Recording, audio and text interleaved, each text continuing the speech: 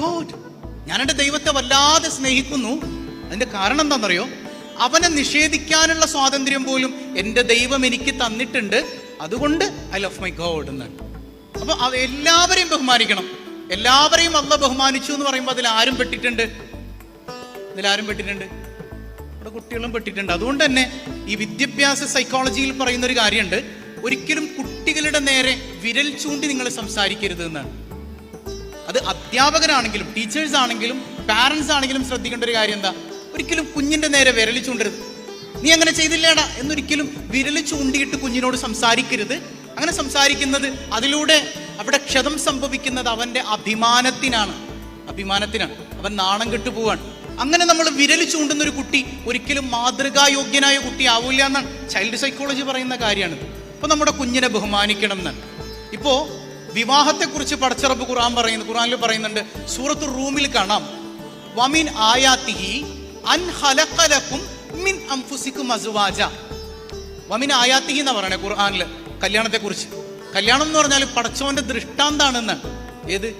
ഒട്ടകത്തിന്റെ മേലെ കയറ്റിയിട്ട് റോഡിൽ പടക്കമൊക്കെ പൊട്ടിച്ചുകൊണ്ട് പോണ കല്യാണമല്ല, അങ്ങനെയുള്ള കല്യാണമല്ല. അള്ള തൃപ്തിപ്പെടുന്ന രീതിയിൽ നമ്മൾ നടത്തുന്ന ഒരു നിക്കാഹ് ഉണ്ടല്ലോ, അതെന്താണ്? പടച്ചോന്റെ ദൃഷ്ടാന്താണ്. എന്നിട്ട് പറയുന്ന ഒരു വാക്കുണ്ട്, അൻ ഖലഖ ലക്കും മിൻ അൻഫുസികും. മനുഷ്യനായ നിനക്ക് മനുഷ്യനിൽ നിന്ന് അള്ള ഇണയെ പടച്ചു. എന്തിനാ അള്ള അങ്ങനെ പറഞ്ഞത്?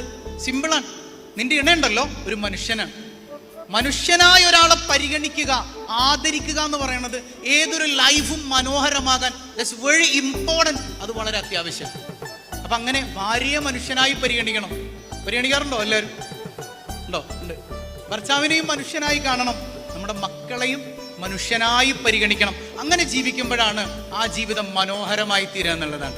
നിത്യ ചൈതന്യയതിയുടെ ഒരു വാക്കുണ്ട്. അദ്ദേഹം പറയുന്നുണ്ട്, നമ്മളിപ്പോ ഒരു ഗാർഡനിൽ പോകുമ്പോൾ, നിങ്ങൾ ഊട്ടിയിലെ ബൊട്ടാണിക്കൽ ഗാർഡനിൽ പോയിട്ടുണ്ടോ? പോയിട്ടുണ്ട്. കുട്ടികളൊക്കെ പോയിട്ടുണ്ട്. ഊട്ടി പോയിട്ടുണ്ടോ? പോയിട്ടുണ്ട് അല്ലേ? പല ബൊട്ടാണിക്കൽ ഗാർഡൻസ് നമ്മൾ കണ്ടിട്ടുണ്ട്. അവിടെയൊക്കെ ചെല്ലുമ്പോൾ ഒരുപാട് ചെടികൾ ഇങ്ങനെ പല രൂപത്തിൽ കട്ട് ചെയ്ത് ക്രോപ്പ് ചെയ്തൊക്കെ വെച്ചിട്ടുണ്ടാവും. ആനയുടെ രൂപത്തില്, മുയലിന്റെ രൂപത്തിലൊക്കെ ഉണ്ടാവും. എന്നാൽ ആ ചെടിക്കൊരു പ്രകൃതി ഉണ്ട്. ആ പ്രകൃതിയാ കാണാൻ അതിനൊരു ഭംഗിയാണ് അല്ലേ? നിത്യചൈതന്യയതി അദ്ദേഹം പറയുന്നുണ്ട്, നമ്മുടെ മക്കളും ഇതുപോലെ ശുദ്ധമായ പ്രകൃതിയിൽ ജനിക്കാൻ. ഹബീബായ സയ്യിദുനാ റസൂലുള്ളാഹി സ്വല്ലല്ലാഹു അലൈഹി വസല്ലം തങ്ങൾ നമുക്ക് 1500 കൊല്ലം മുമ്പ് പഠിപ്പിച്ചു തന്നിട്ടുണ്ട്. ഓരോ കുട്ടിയും ജനിക്കുന്നത് ശുദ്ധമായ പ്രകൃതിയിലാണ്. ആ കുട്ടിയെ മോശാക്കണത് ആരാ? പാരന്റ്സ്, മാതാപിതാക്കളാണെന്ന് സയ്യിദുനാ റസൂലുള്ളാഹി. ടാഗോറിന്റെ ഒരു കഥയുണ്ട്, ചിലപ്പോൾ നിങ്ങൾ വായിച്ചിട്ടുണ്ടാകും. ദ എഡിറ്റർ എന്നാണ് കഥയുടെ പേര്. ചെറിയൊരു ഇംഗ്ലീഷ് കഥയാണ്.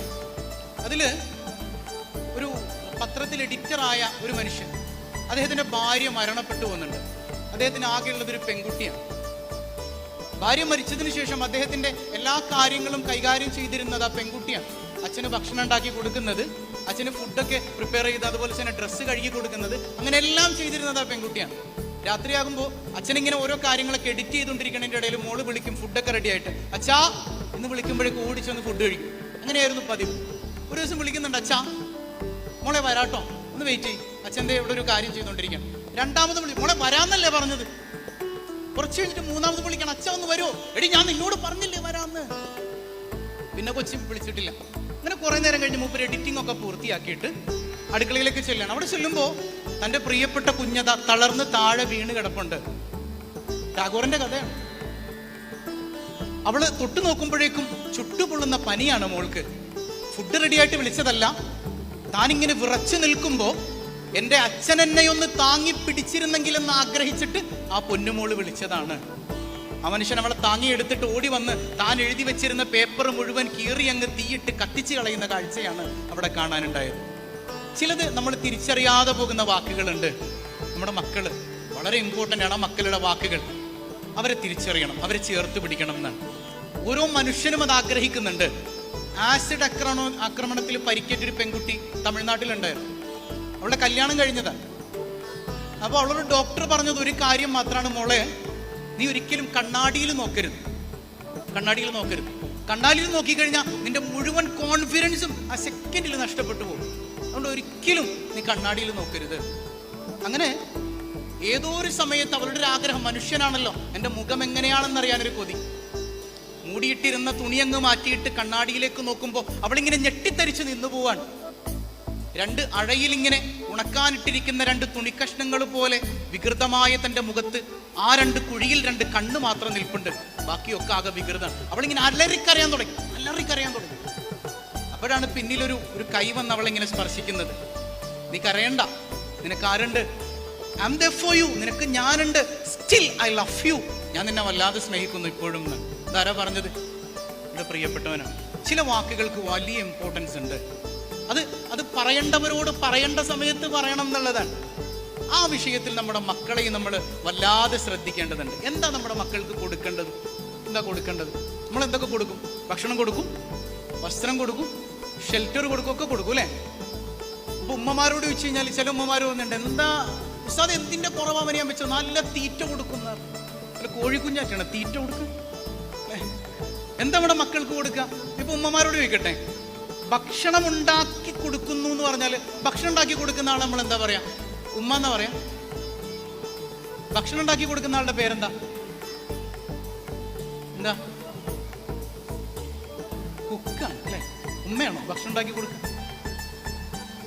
ഉമ്മ ഉണ്ടാക്കും, പക്ഷെ ഭക്ഷണം ഉണ്ടാക്കി കൊടുത്താൽ ഉമ്മയാവോ? അതുകൊണ്ട് മാത്രം. അതിൻ്റെ ഇടയിൽ ഒരു കാര്യം കൂടെ പറയണ്ട, അത് പറഞ്ഞാൽ വിവാദമാവോന്ന് അറിയാൻ പാടില്ല. ഈ ഭക്ഷണം ഉണ്ടാക്കലും അലക്കലും പിടിക്കലൊന്നും ആരുടെ ഡ്യൂട്ടിയല്ല, നിർബന്ധമില്ല ആർക്ക്? ഭാര്യക്ക്. അപ്പൊ അവള് പറയണം, ഇക്കാക്ക എനിക്ക് ഇതൊന്നും ചെയ്യാൻ പറ്റൂല, എനിക്ക് ഒരാളെങ്ങൾ വെച്ച് തരണം എന്ന് പറഞ്ഞാൽ നമ്മൾ എന്ത് ചെയ്യണം? ഒരാളെ ജോലിക്ക് നിർത്തി കൊടുക്കണം. അപ്പൊ നമുക്ക് ബോധ്യം ഉണ്ടാകണം അവള് ചെയ്തു തരുന്നത് സേവനാണ്.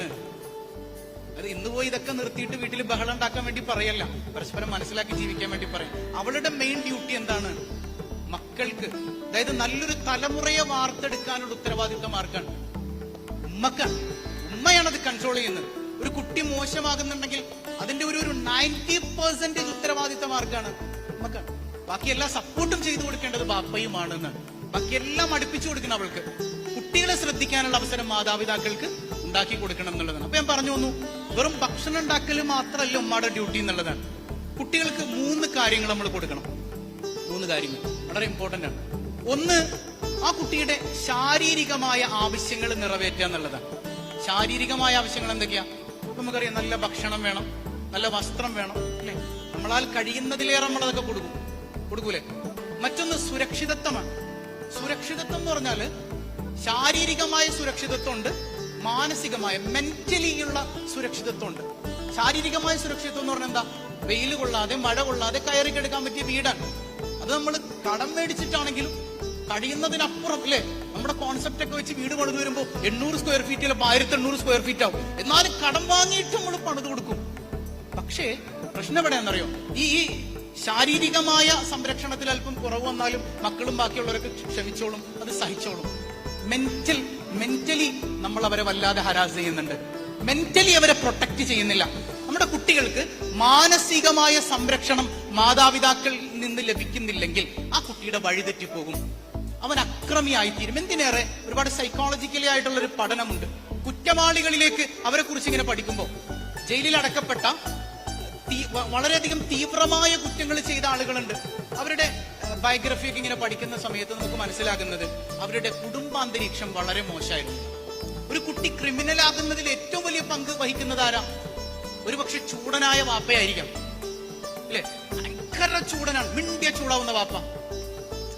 നമുക്കത് അതിന്റെ കാര്യഗൗരവം നമുക്ക് മനസ്സിലാകുന്നില്ല. ചെറുപ്പം മുതലേ ആ കുഞ്ഞ് കണ്ടു വളരുന്നത് അതാണ്. ആ കുട്ടി പിന്നെ ക്രിമിനൽ ആയില്ലെങ്കിലേ അതിശയുള്ളൂ എന്നുള്ളതാണ്. അപ്പൊ ഒരുപാട് ക്രിമിനൽസിന്റെ ഡാറ്റ നമ്മൾ പരിശോധിക്കുമ്പോൾ നമുക്ക് മനസ്സിലാകുന്നത് മാതാപിതാക്കളാണ് ഇതിന്റെ കാരണം. അപ്പൊ കുടുംബ പശ്ചാത്തലം മോശമായി കഴിഞ്ഞാൽ കുട്ടികളിൽ ആങ്സൈറ്റി കൂടും, ടെൻഷൻ വർദ്ധിക്കും, ഭയം വർദ്ധിക്കും, ക്രിമിനൽ മൈൻഡായ കുട്ടികളായവർ മാറും എന്നുള്ളതാണ്. അപ്പൊ അത്തരം അവസ്ഥകൾ ഒരിക്കലും നമ്മുടെയൊക്കെ കുടുംബത്തിൽ ഉണ്ടാകാൻ പാടില്ല. കുട്ടികളുടെ മാനസിക നില എപ്പോഴും പ്രൊട്ടക്ട് ചെയ്ത് പിടിക്കണം എന്നുള്ളതാണ്. അതിൽ പ്രധാനപ്പെട്ട ഒരു കാര്യമാണ് നമ്മുടെ മക്കളെ നമ്മൾ സ്നേഹിക്കുന്നുണ്ട് എന്നുള്ളൊരു ബോധ്യം അവർക്ക് ഉണ്ടാവുക എന്നുള്ളത് അല്ലേ? നമ്മൾ സ്നേഹിക്കുന്നുണ്ട് എന്ന് ആര് ബോധ്യപ്പെടണം? നമ്മൾ സ്നേഹിക്കുന്നുണ്ട് എന്ന് മക്കൾക്ക് ബോധ്യപ്പെടണം. ഇപ്പോ ചിലപ്പോഴൊക്കെ പാപ്പായും ഉമ്മായും തമ്മിൽ തല്ലുകൂടും, ചെറിയ വിഷയങ്ങൾ ഉണ്ടാവുള്ളൂ. ഈ പിണക്കം ആര് കാണും? കുട്ടി കാണും. കുട്ടി പോയി കിടന്നുറങ്ങുമ്പോൾ നിങ്ങൾ തമ്മിൽ ഇണങ്ങിയിട്ടുണ്ടാവും, ഇണക്കം ആര് കാണുന്നില്ല? കുട്ടി കാണുന്നില്ല. ഇതൊക്കെ വലിയ പ്രശ്നം തന്നെയാണ്. പിണങ്ങുന്നുണ്ടെങ്കിൽ കുട്ടിയുടെ മുമ്പിൽ വെച്ച് തന്നെ വളരെ പെട്ടെന്ന് ഇണങ്ങാൻ ശ്രമിക്കുക എന്നുള്ളതാണ്. ഇതിനൊക്കെ പറ്റിയൊരു മര്യാദ പഠിപ്പിച്ചു തരുന്നുണ്ട് സയ്യിദുനാ റസൂലുള്ളാഹ്. നിങ്ങൾ വീട്ടിൽ ഭക്ഷണം കഴിക്കാറില്ലേ? ഒരു നേരമെങ്കിലും എങ്ങനെ കഴിക്കണം? ഒരുമിച്ചിരുന്ന് കഴിക്കണം. ഒരുമിച്ചിരുന്ന് കഴിക്കണം എന്ന് മാത്രമല്ല, അതിൽ നിന്ന് ഒരു ഉരുളയെടുത്തിട്ട് തന്റെ പ്രിയപ്പെട്ടവളുടെ വായിലേക്ക് ആര് വെച്ചു കൊടുക്കണം? ഭർത്താവ് വെച്ചു കൊടുക്കണം. ഇത് ആര് കാണണം? മക്കള് കാണണം. കാണാറുണ്ടോ? അതായത് നമ്മുടെ മക്കള് സ്നേഹം ആരിൽ നിന്ന് പഠിക്കണം? അപ്പായുമാരിൽ നിന്ന് പഠിക്കണം. ഹബീബായ സല്ലല്ലാഹു അലൈഹി വസല്ലം തങ്ങൾ ഇത് പറഞ്ഞത് അതിനും കൂടെ വേണ്ടിയിട്ടാണെന്ന് മുഹദ്ദിസുകൾ രേഖപ്പെടുത്ത. നമ്മുടെ മക്കള് കാണണം ഉമ്മയുടെ വായിലേക്ക് ബാപ്പ ഭക്ഷണം വെച്ചു കൊടുക്കണത്, ബാപ്പാടെ വായിലേക്ക് ഉമ്മ ഭക്ഷണം വെച്ചു കൊടുക്കണത്. സ്നേഹം എന്താണെന്ന് നമ്മുടെ മക്കൾ പഠിക്കണം. ഇപ്പൊ നമുക്ക് ഇതിപ്പോ ഒരു പോഡിയം, ഈ പോഡിയം കാണിച്ചിട്ട് ഇത് പോഡിയമാണെന്ന് നമുക്ക് പറയാം. ഇത് മൈക്ക് കാണിച്ചിട്ട് ഇത് മൈക്കാണെന്ന് പറയാം. ഒരു സാധനം കാണിച്ചിട്ട് നമുക്ക് സ്നേഹമാണെന്ന് പറയാൻ പറ്റുമോ? അത് എക്സ്പീരിയൻസ് ചെയ്യണം എന്നുള്ളതാണ്. അത് കണ്ടു മനസ്സിലാക്കാൻ, ലൈഫിൽ അത് കണ്ടനുഭവിക്കാൻ നമ്മുടെ മക്കൾക്ക് മാതാപിതാക്കളിൽ നിന്ന് കഴിയണം. അതായത് നമ്മുടെ മക്കൾ കണ്ട ഏറ്റവും നല്ല പ്രണയകഥ സിനിമയിലാകരുത്, വ്ളോഗുകളിലാകരുത്. എവിടെയാകണം?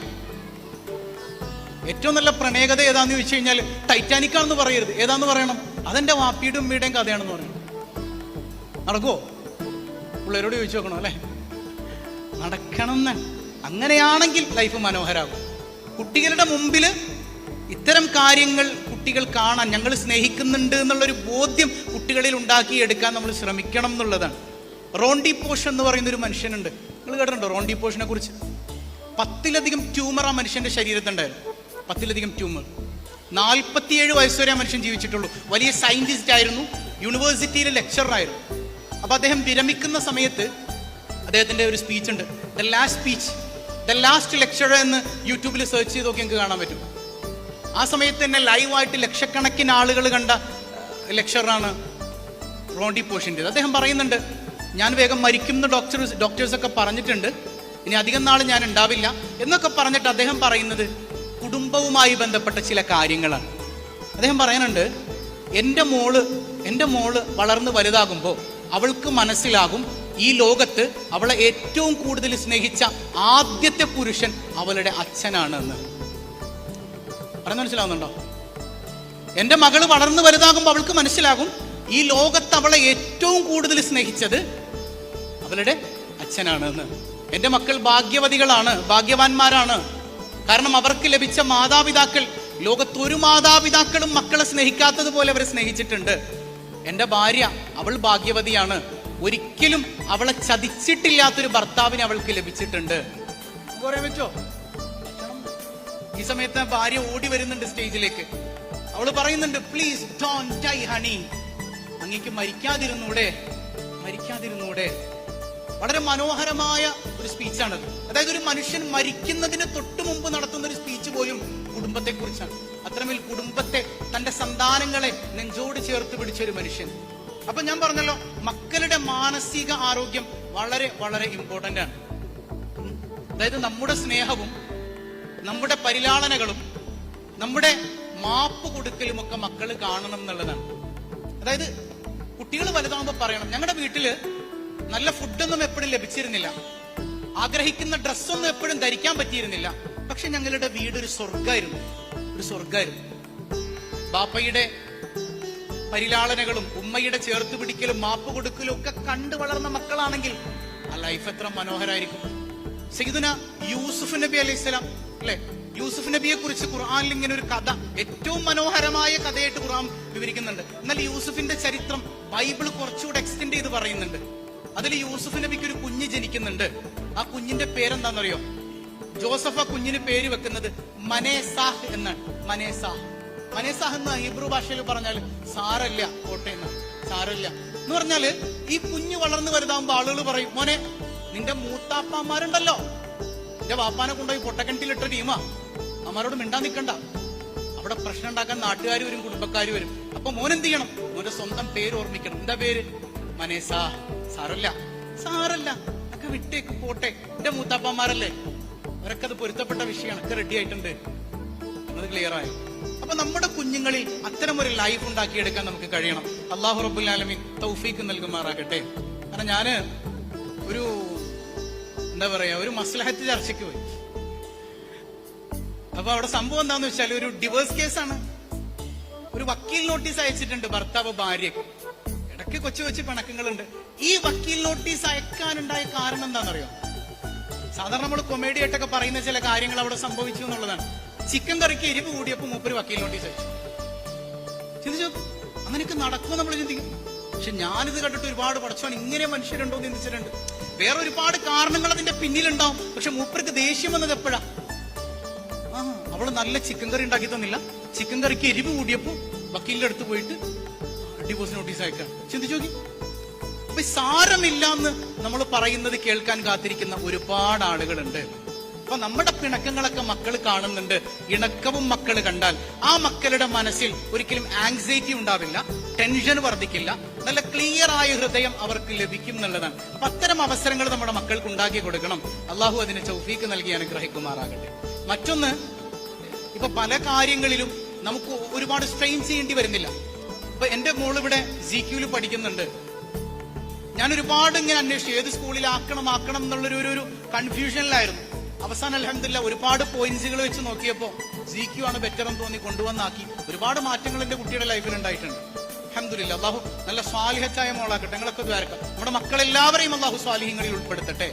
അപ്പൊ അതിൽ വലിയ ഒരു അതിന്റെ ഗ്രേറ്റസ്റ്റ് പാർട്ട് ഒരിക്കലും ടീച്ചേഴ്സ് ആണ് നമുക്ക് പറയേണ്ടി വരും. വലിയ സപ്പോർട്ട് ടീച്ചേഴ്സിന്റെ ഭാഗത്തുനിന്ന് നമ്മുടെ കുട്ടികൾക്ക് ലഭിക്കുന്നുണ്ട്.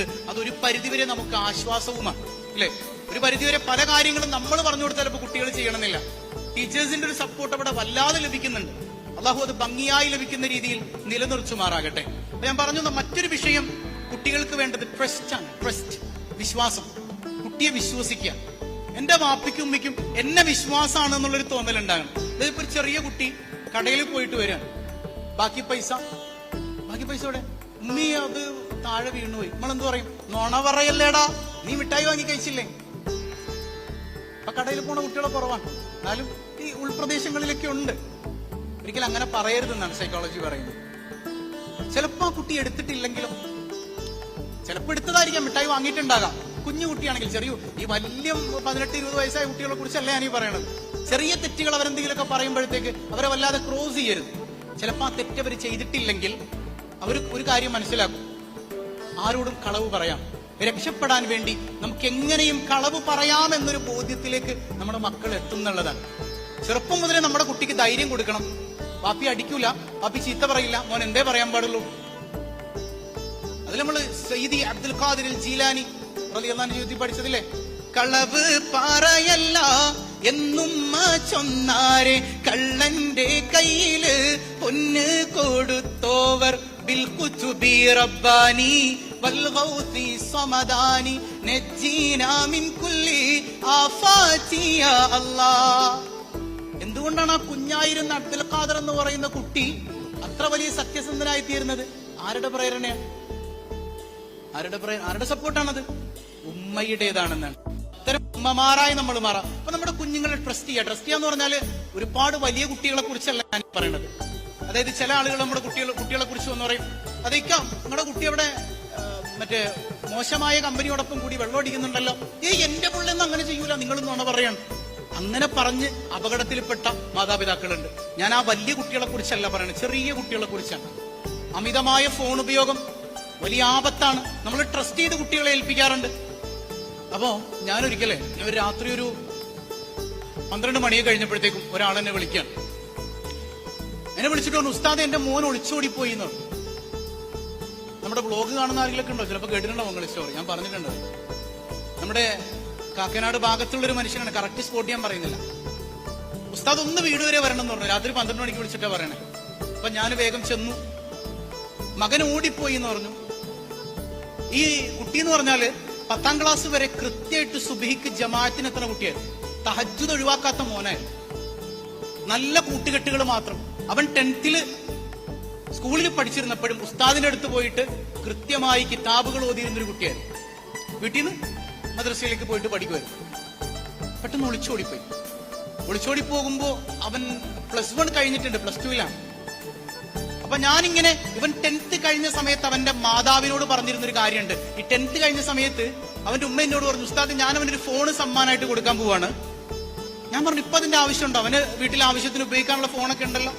ഈ കോവിഡ് സമയത്ത് വന്നൊരു പ്രശ്നമാണ്. പക്ഷെ അവർ കേട്ടില്ല, വാങ്ങിക്കൊടുത്തു. അതിനുശേഷം ഇവന്റെ സ്വഭാവത്തിൽ വലിയ മാറ്റങ്ങൾ ഉണ്ടായിട്ടുണ്ട്. സുബഹ് നിസ്കരിക്കൂല എന്നല്ല, പള്ളിയിൽ പോകില്ല എന്നല്ല, ഒരൊറ്റ വഖത്ത് പോലും നിസ്കാരമില്ലാതായി മാറി. ആ നല്ല കൂട്ടുകെട്ടുകൾ വിട്ടു, പള്ളിയിലേക്ക് തന്നെ പോകാതെയായി, ഉസ്താദിനെ കാണാതെയായി, പഠനം മദ്രസ പഠനമൊക്കെ അവിടെ വെച്ച് നിർത്തി. അപ്പൊ എനിക്ക് വലിയൊരു പ്രയാസം ഇങ്ങനെ ഉണ്ടായിരുന്നു ഇടക്ക്.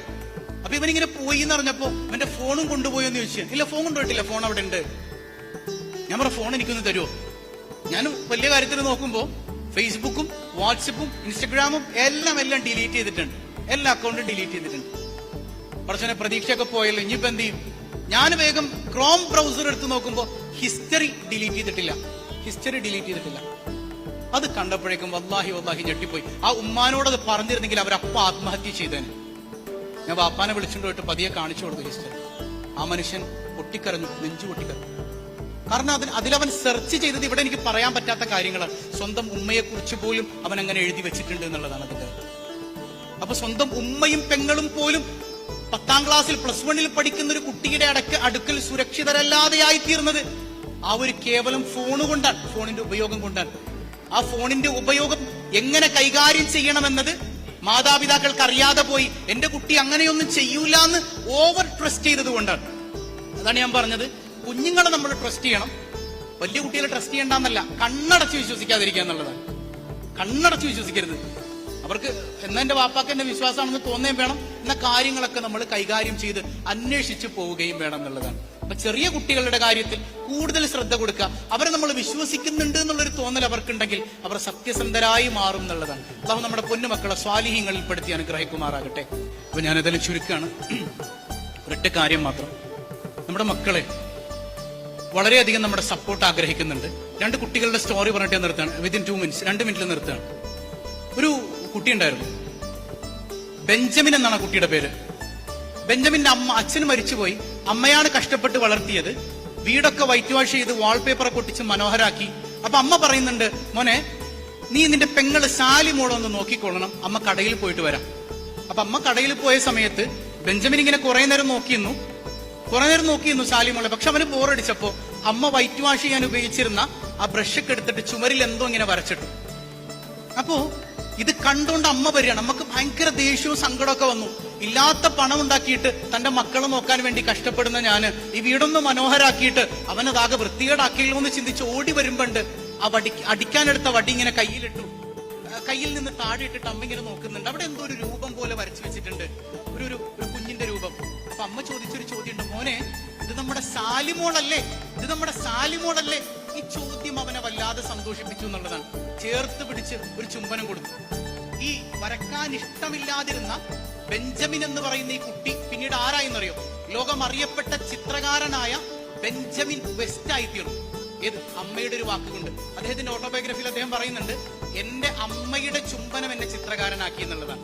മറ്റൊരു കുട്ടി ഉണ്ടായിരുന്നു, വരക്കാൻ ഇഷ്ടപ്പെട്ടിരുന്ന ഒരു കുട്ടി.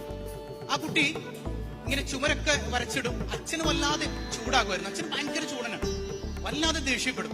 അപ്പൊ ഒരു ദിവസം അവന് ഇരുട്ട് പേടിയാണ്. ഇരുട്ടിലെ പേടി മാറ്റാൻ വേണ്ടിയിട്ട് വാതില് കുറ്റിയിട്ട് അവനെ പുറത്താക്കി നിർത്തി. നടുരാത്രിയിലാട്ടോ. അപ്പൊ ഈ മകൻ നിന്നിങ്ങനെ പൊട്ടിക്കരയുന്നുണ്ട്. അച്ഛന് ഭയങ്കര ദേഷ്യക്കാരനാണ്. അച്ഛൻ അകത്തുനിന്നിങ്ങനെ അവനോട് ഒച്ച എടുക്കുന്നുണ്ട്. അവൻ വല്ലാതെ പൊട്ടിക്കരയുന്ന ആ കരച്ചിൽ അച്ഛനോടുള്ള ദേഷ്യമായിട്ട് മാറി. അച്ഛനൊരു ജൂതനായിരുന്നു. അച്ഛനോടുള്ള വെറുപ്പ് ജൂത സമൂഹത്തോട് മുഴുവനായിട്ട് മാറിയിട്ടുണ്ട്. ലക്ഷക്കണക്കിന് ജൂതന്മാരെ കൊന്നൊടുക്കിയ അഡോൾഫ് ഹിറ്റ്ലറായി ആ കുട്ടി മാറിയിട്ടുണ്ട്. ചിന്തിച്ചോ, വരക്കാൻ ഇഷ്ടപ്പെട്ടിരുന്ന കുട്ടി അച്ഛന്റെ വെറുപ്പ് കാരണം ലോകത്ത് ഒരുപാട് മനുഷ്യരെ കൊന്ന ക്രൂരനായൊരു ഭരണാധികാരി ആയിട്ടുണ്ട്. എന്നാൽ വരക്കാൻ ഇഷ്ടമില്ലാതിരുന്നൊരു കുട്ടി അമ്മയുടെ സപ്പോർട്ട് കൊണ്ട് ലോകം അറിയപ്പെട്ട ചിത്രകാരനുമായിട്ടുണ്ട്. അപ്പൊ നമ്മുടെ കുട്ടികൾക്ക് സപ്പോർട്ടാണ് വേണ്ടത്, പാരന്റ്സിന്റെ, ടീച്ചേഴ്സിന്റെ. അൽഹംദുലില്ലാ ഈ ഒരു സ്കൂളിൽ നിന്ന് അത് നമ്മുടെ കുട്ടികൾക്ക് ലഭിക്കുന്നുണ്ട്. വീട്ടിൽ നിന്നും അത് ലഭിക്കണമെന്ന് മാത്രം പറഞ്ഞുകൊണ്ട് അസ്സലാമു അലൈക്കും വറഹ്മത്തുള്ളാഹി വബറകാതുഹു.